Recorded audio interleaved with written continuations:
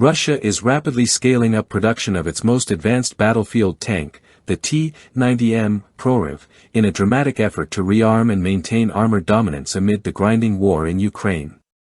According to a new assessment by the Conflict Intelligence Team, CIT, the manufacturing volume of these main battle tanks has surged to 3 times the rate seen in the early 2020s, and projections suggest Russia could churn out up to 1,000 units annually by 2028.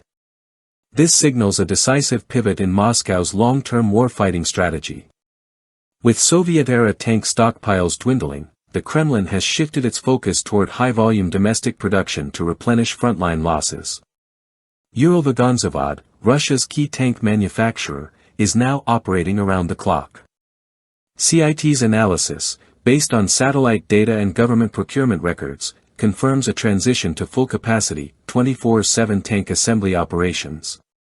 The T-90M, a comprehensive overhaul of the T-90 platform, is designed to meet the brutal demands of modern warfare.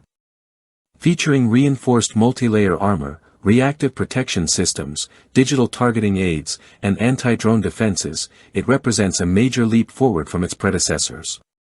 Despite the pressure of Western sanctions, key components like the Sosnyu thermal sight have been retained, ensuring battlefield competitiveness.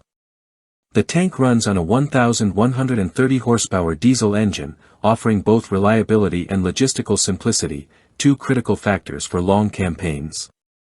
Before Russia's 2022 invasion of Ukraine, fewer than 500 T-90 series tanks were in active use. The current production surge began shortly before the conflict erupted. By 2022, 60 to 70 T-90MS had been delivered. That number climbed to around 180 units in 2023, with a potential 300 expected to roll out in 2024. Initial deliveries mixed refurbished older models with new builds, but with the reserve of T-90 as nearly exhausted, future output will be entirely fresh construction. While NATO tanks like the M1A2 Abrams and Leopard 2A6 boast superior armor and electronics, the T-90M leans into speed, mobility, and ease of maintenance. Its modular design and lower price point make it far more feasible to mass-produce under sanctions.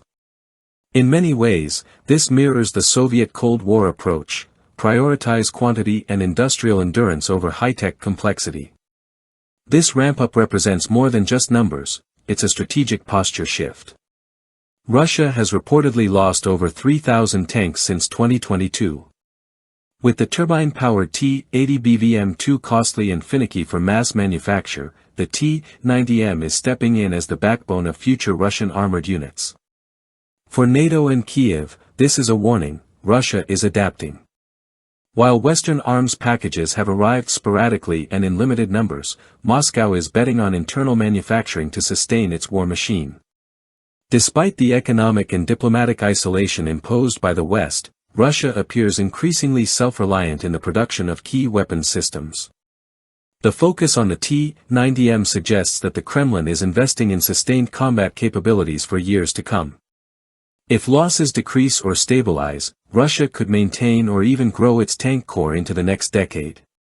As Uralvagonzavod nears maximum output and the Russian defense industry doubles down on heavy armor infrastructure, the implications are far-reaching. Western planners must now consider not just current battlefield dynamics but also the long-term industrial race unfolding behind the front lines.